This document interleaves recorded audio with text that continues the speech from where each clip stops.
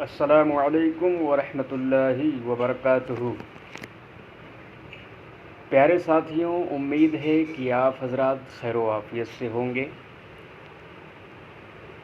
جواہر المنطق کے سبق کا سلسلہ چل رہا تھا۔ آج کا سبق جو ہے وہ موضوع اور محمول کی شناخت کا بیان ہے۔ اس سے پہلے میں نے یہ چیز بیان کی تھی کہ علم نحو کے اندر جن کو مبتدا اور خبر کہا جاتا ہے، منطق میں اسی کو موضوع اور محمول کہا جاتا ہے۔ یعنی نحو میں جن کو مبتدا کہتے ہیں، منطق میں اسی کو موضوع کہتے ہیں۔ نحو میں جن کو خبر کہتے ہیں، منطق میں اسی کو محمول کہتے ہیں۔ ایک مثال سے ہم آپ کو سمجھا رہے ہیں، جیسے کہ زید عالم، زید عالم ہے۔ تو اگر آپ سے کوئی علم نحو کے اعتبار سے پوچھے کہ یہ کیا ہے، تو آپ جواب دیں گے کہ زید یہ مبتدا ہے اور عالم خبر ہے۔ لیکن اگر علم منطق کے حساب سے، علم منطق کے اعتبار سے اگر آپ سے کوئی سوال کرے کہ یہ دونوں جز کو کیا کہیں گے، تو آپ زید کو موضوع اور عالم کو محمول کہیں گے۔ آج کے اس سبق میں موضوع اور محمول ہی کی شناخت کا بیان ہے۔ آج ہم ان کو سمجھیں گے کہ موضوع اور محمول جس کے اندر موجود ہوتے ہیں اس کو کیا کہا جاتا ہے، اور پھر موجبہ سالبہ کیا ہوتا ہے۔ یہ تمام چیزیں آج ہم انشاءاللہ سمجھیں گے۔ سبق کو اطمینان اور بغور سماعت کریے، اس لیے کہ آج کا جو یہ سبق ہے اس کو سننے کے بعد انشاءاللہ تعالی آپ یہ محسوس کریں گے کہ آنے والا جو سبق ہے وہ اسی پر جو ہے منطبق ہے۔ یعنی اگر آپ اس سبق کو سمجھنے میں اگر کوتاہی برتیں گے تو آنے والا سبق جو ہے آگے کا آپ نہیں سمجھ پائیں گے۔ چلیے دیکھتے ہیں۔ کہہ رہے ہیں کہ واضح ہو کہ قضیہ حملیہ کی دو قسم ہے۔ قضیہ حملیہ کی دو قسمیں ہیں۔ قضیہ حملیہ کی آپ نے تعریف پیچھے پڑھی تھی کہ قضیہ حملیہ کسے کہتے ہیں، کہ وہ قضیہ جس میں ایک شے کا ثبوت کسی دوسری شے کے لیے مانا گیا ہو یا کسی شے کی نفی دوسری شے سے مانی گئی ہو، تو یہ قضیہ حملیہ کی تعریف آپ نے پڑھی تھی۔ آج کہہ رہے ہیں کہ واضح ہو کہ قضیہ حملیہ کی دو قسم ہے، ایک ہے موجبہ اور ایک ہے سالبہ۔ موجبہ سالبہ، موجبہ سالبہ کا مطلب کیا ہوتا ہے، تو آپ آسانی کے لیے سمجھ لیجئے کہ جس کو ہم نحو میں مثبت کہتے ہیں اور منفی کہتے ہیں، اسی کو منطق کی زبان میں یعنی مثبت کو موجبہ کہتے ہیں اور منفی کو سالبہ کہتے ہیں۔ انگلش میں جس کو ہم جو ہے پوزیٹیو اور نگیٹیو کہتے ہیں، یعنی پوزیٹیو کو منطق میں موجبہ کہتے ہیں اور نگیٹیو کو منطق میں سالبہ کہتے ہیں۔ اب ہر ایک کی تعریف کر رہے ہیں کہ حملیہ موجبہ کسے کہتے ہیں۔ چونکہ موجبہ یہ حملیہ کی قسم ہے، اس وجہ سے انہوں نے حملیہ کو ساتھ میں لے کر تعریف کر رہے ہیں۔ کہہ رہے ہیں حملیہ موجبہ وہ قضیہ ہے جس میں ایک شے کو دوسری شے کے لیے ثابت مانا گیا ہو۔ حملیہ موجبہ کسے کہتے ہیں، یعنی مثبت حملیہ مثبتہ کسے کہتے ہیں، وہ قضیہ ہے جس میں ایک شے کو دوسری شے کے لیے ثابت مانا گیا ہو۔ جیسے زید عالم، زید عالم ہے۔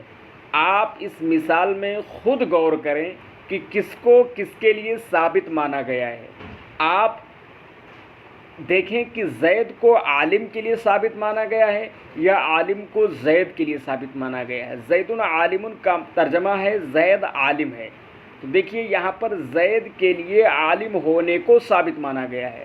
تو جب زید کے لیے عالم ہونے کو ثابت مانا گیا ہے تو اسی کو کہتے ہیں موجبہ۔ اور چونکہ زیدن عالمن میں عالمن کا حمل یعنی عالمن کا حمل زید پر ہو رہا، حمل کا مطلب یہ ہے کہ یہ عالم جو ہے، عالم ہونا زید پر، عالم ہونے کا حکم زید پر لگ رہا ہے. آپ کہہ لو کہ عالم ہونے کا حکم یہ زید پر محمول ہو رہا ہے یا لگ رہا ہے.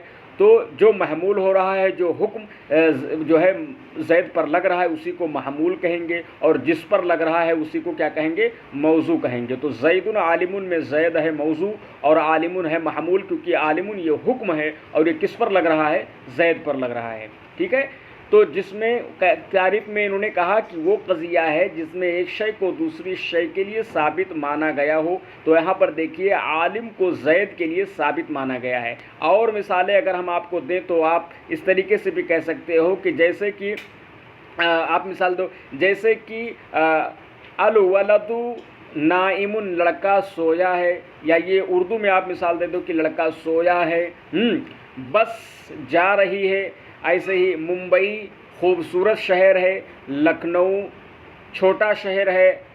اور اسی طریقے سے آپ یہ بھی کہہ سکتے ہو دلی بڑا شہر ہے. تو اس میں جو چھوٹا ہے جس کے لیے، یعنی لکھنؤ چھوٹا شہر ہے، دلی بڑا شہر ہے، ممبئی خوبصورت شہر ہے.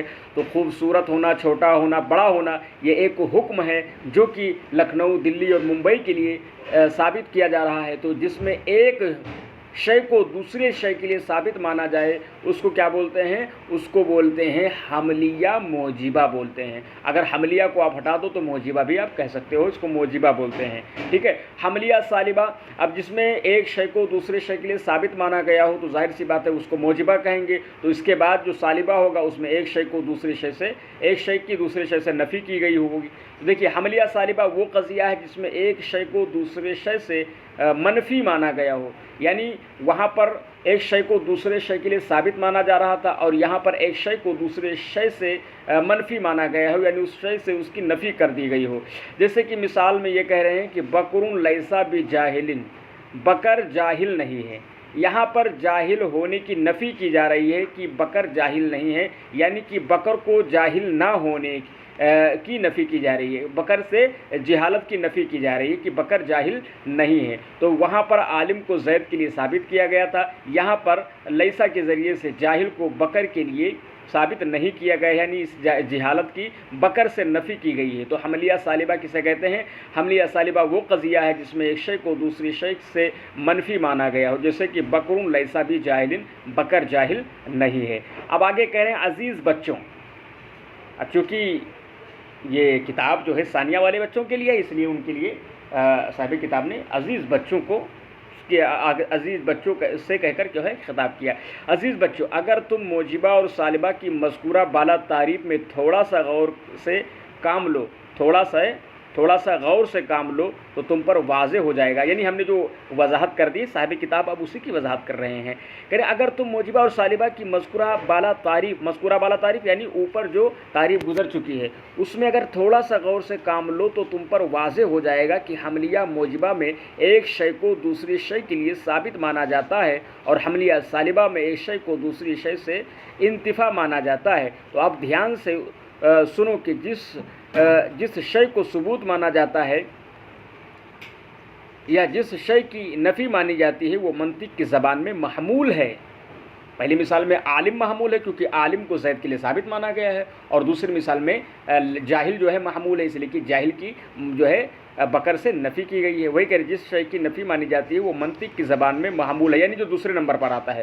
اور جس شے کے لیے ثبوت مانا جاتا ہے، یعنی جیسے زید کے لیے عالم کو ثابت مانا گیا تھا، یا جس شے سے نفی مانی جاتی ہے، یعنی جیسے بکر کے لیے جہالت یعنی جاہل ہونے کی نفی مانی گئی ہے، تو وہ موضوع ہے.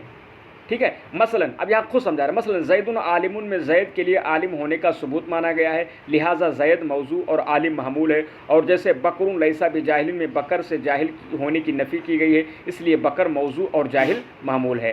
حاصل یہ ہے کہ قضیہ حملیہ کا موضوع وہ شے ہے جس کے لیے کسی دوسری شے کا ثبوت مانا جائے یا وہ شے ہے جس سے دوسری شے کی نفی مانی جائے. جیسے الانسان کاتب، تو یہاں پر انسان کاتب ہے، یہاں پر کاتب ہونا انسان کے لیے ثابت مانا گیا ہے، تو یہ ہوا حملیہ موجبہ. ٹھیک ہے، الانسان یہ موضوع اور کاتب یہ ہے محمول. اور الفرس لیس باسد، اور گھوڑا جو ہے یہ اسد نہیں ہے، تو یہاں پر اسد کی نفی کی گئی ہے گھوڑے سے. ٹھیک ہے، تو یہاں پر الفرس جو ہے یہ مبتدا ہے یعنی محمول ہے، موضوع ہے، اور اسد کیا ہے یہ محمول ہے.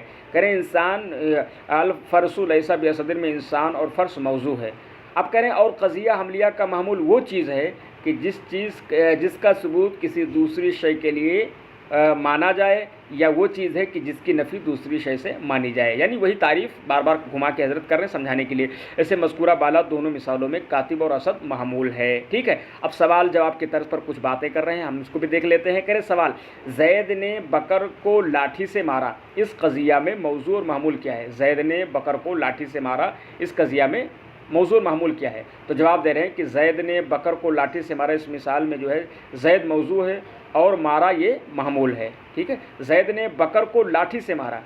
ٹھیک ہے، تو چونکہ مارا یہ فعل کی جگہ پر فعل خبر بھی بنتا ہے نا، تو اس وجہ سے اس کو ہم کیا بنائیں گے، اس کو محمول بنا لیں گے. ٹھیک ہے، زید موضوع اور محمول کیا ہے، اور مارا محمول ہے، اور بکر کو مارا یہ مفعول بہ ہے. ٹھیک ہے، بکر کو مارا ہے نا، تو بکر کو یہ بکر جو ہے مفعول بہ ہے، کو علامت مفعول ہے. اور لاٹھی سے مارا کا متعلق ہے، اور لاٹھی سے یعنی لاٹھی یہ مجرور ہے اور اس سے یہ حرف جر ہے، اور یہ مارا فعل جو ہے اسی کا متعلق موجود ہے، یعنی اس کا متعلق ہے. ٹھیک ہے، اب کریں سوال، مالدار پر زکوٰۃ فرض ہے، اس قضیہ میں موضوع اور محمول متعین کیجیے. جواب دے رہے کہ زکوٰۃ یہ موضوع ہے اور فرض یہ محمول ہے. ٹھیک ہے، زکوٰۃ مالدار پر کیا ہے، فرض ہے، تو زکوٰۃ یہ کیا ہے، موضوع ہے، اور فرض کیا ہے، یہ محمول ہے. ٹھیک ہے، اور مالدار یہ مجرور ہے، اور پر یہ کیا ہے، حرف جر ہے، اور یہ اسی سے کیا ہے اس کا تعلق ہو جائے گا. ٹھیک ہے، زکوٰۃ موضوع اور فرض محمول ہے. اور اگر اس قضیہ کو عربی میں یوں ادا کریں کہ الغنی تجب علیہ الزکوٰۃ. ٹھیک ہے، کریں الغنی تجب علیہ الزکوٰۃ، تو الغنی موضوع اور تجب علیہ الزکوٰۃ محمول ہوگا. بہت آسان باتیں ہیں، کوئی ایسی بات نہیں کہ جس کی ہم آپ کے سامنے جو ہے وضاحت کریں. ٹھیک ہے، آپ نے مبتدا خبر کی ترکیب وغیرہ بے شمار آپ نے پیچھے پڑھی ہوں گی، یعنی جو ہے اس میں فیض الادب وغیرہ میں. آپ پھر سوال کر رہے ہیں کہ سوال، جمعہ کے روز 10 بجے دن میں بکر حاکم پر جمعہ کے روز 10 بجے دن میں بکر حاکم پر گناہ کے سامنے مارا گیا. حاکم پر گناہ کے سامنے مارا گیا، اس مثال میں اس قضیہ میں موضوع محمول کیا ہے؟ جواب، بکر موضوع اور مارا گیا محمول ہے، اور باقی عبارتیں مارا گیا کے لیے ظرف زمان اور ظرف مکان ہے. ٹھیک ہے، جمعہ کے روز 10 بجے دن میں بکر جو ہے حاکم پرگنا کے سامنے مارا گیا. حاکم پرگنا یعنی حاکم وقت کے سامنے مارا گیا. اس قضیہ میں موضوع محمول کیا ہے؟ کریں بکر موضوع ہے کیونکہ مارا گیا کون ہے؟ بکر حاکم پرگنا، ہاں مارا گیا، اور مارا گیا محمول، اور باقی عبارتیں مارا گیا کے لیے ظرف زمان اور ظرف مکان ہے. ٹھیک ہے، دن یہ ظرف زمان ہے. ٹھیک ہے، اور پرگنا کے سامنے یہ ظرف مکان ہے. ٹھیک ہے، سوال، ہمارے رسول غیب پر بخیل نہیں، اس قضیہ میں موضوع اور محمول کیا ہے؟ جواب، ہمارے رسول موضوع اور بخیل محمول ہے. ٹھیک ہے، ہمارے رسول موضوع اور بخیل یہ محمول ہے، اور نہیں یہ حرف ربط ہے. ٹھیک ہے، سوال، خالد میں سمجھ ہے، اس مثال میں اس قضیہ میں موضوع اور محمول کیا ہے؟ جواب، سمجھ موضوع اور خالد یہ محمول ہے. ٹھیک ہے، کیونکہ خالد میں سمجھ ہے تو خالد کے لیے کیا ہے، سمجھ کو ثابت کیا جا رہا ہے نا، اور جس کے لیے ثابت کیا جائے وہ موضوع ہوتا ہے، اور جس چیز کو ثابت کیا جائے وہ محمول ہوتا ہے.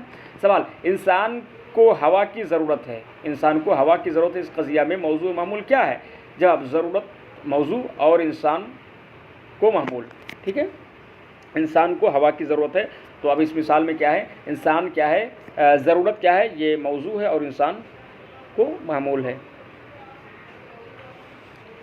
کریں ان سوالات و جواب کا مقصد یہ ہے کہ تم لوگ قضیہ کے موضوع معمول کو اچھی طرح پہچان لو تاکہ آئندہ موضوع معمول کے متعلق جو مسائل بیان کیے جائیں انہیں آسانی سے سمجھ سکو۔ انشاءاللہ تعالیٰ میری امید ہے کہ آپ حضرات پہلی ہی مثال سے آپ موضوع معمول کو سمجھ چکے ہوں گے، اس میں مزید کوئی بات اور بتانے کی ضرورت نہیں ہے۔